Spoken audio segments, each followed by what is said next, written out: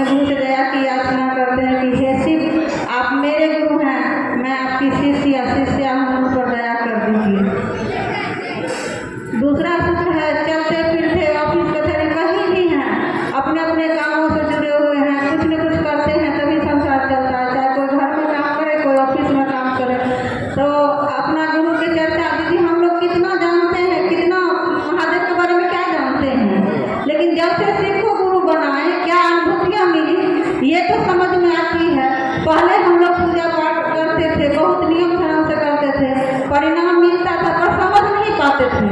और जब से शिव को गुरु बनाए हैं तो अनुभव होता है कि शिव मेरे साथ में है और वो अपना शिष्य का कभी साथ छोड़ते नहीं हैं।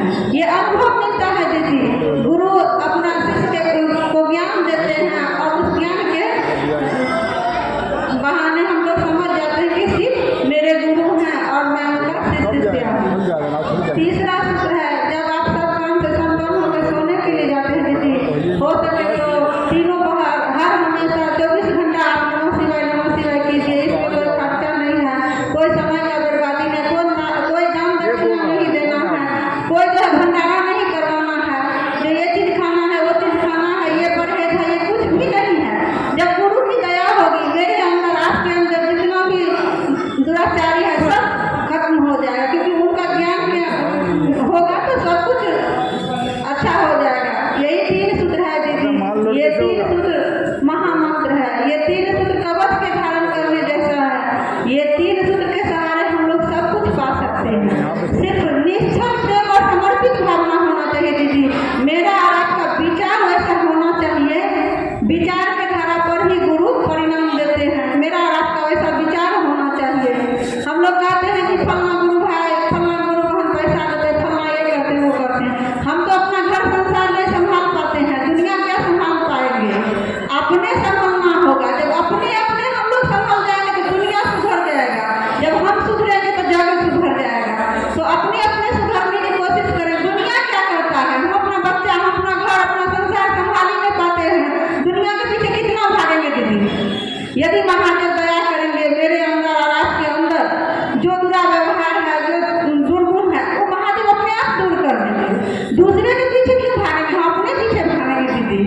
2004 में हम शिव को गुरु बनाए, अंधविश्वास में बनाए, हमको कुछ ज्ञान की जानकारी नहीं थी कि शिव गुरु भी हैं, भोला बाबा हैं। मेरे पापा कांवर लेके जाते थे, हम लोग जल चढ़ाते थे, उनसे मांगते थे, पूरा भी होता था पर अनुभव नहीं होता था। और शिव को गुरु बनाए तो हम एक बार 2004 में 1 जनवरी के दिन मेरे गांव में शिव चर्चा हुआ। तब तक कोई नहीं जानते थे कि शिव गुरु हैं। 2004 में तो सब बोल रहे थे, बूढ़े थे, 80 बरस का बूढ़े थे, एकदम पैर उनका आजकल कर रहा था। उस समय वो बोले कि शिव, एक प्रोफेसर थे, प्राइवेट प्रोफेसर, तो उनका 4 बेटी थी, बीवी का देहांत हो गया था। वो बेचारा पढ़ाते थे, कोई विद्यार्थी उनको पैसा नहीं देता था दीदी, तो वो चिंता में थे। हम लोग का साहब भैया उनसे मुलाकात किए, उनको बोले कि आप शिव को गुरु बनाइए, गुरु दया करेंगे, आपकी इच्छा पूरी होगी, आपके ऊपर दया बरसेगी। तो उन्होंने 3 सूत्र का पालन कर लिया। दया मांगते थे और नमः शिवाय से प्रणाम तो कर लेते थे, पर चर्चा किसके साथ करेंगे? यदि हम दुख से ग्रसित हैं, हम दरिद्र हैं, आपको बोलेंगे कि आप शिव को गुरु बनाइए, तो कलयुग है ना, कोई विश्वास नहीं करता है। तो वो घर बंद करके रोते थे कि हम कैसे किसी को बताएंगे किसी को गुरु बनाने के लिए।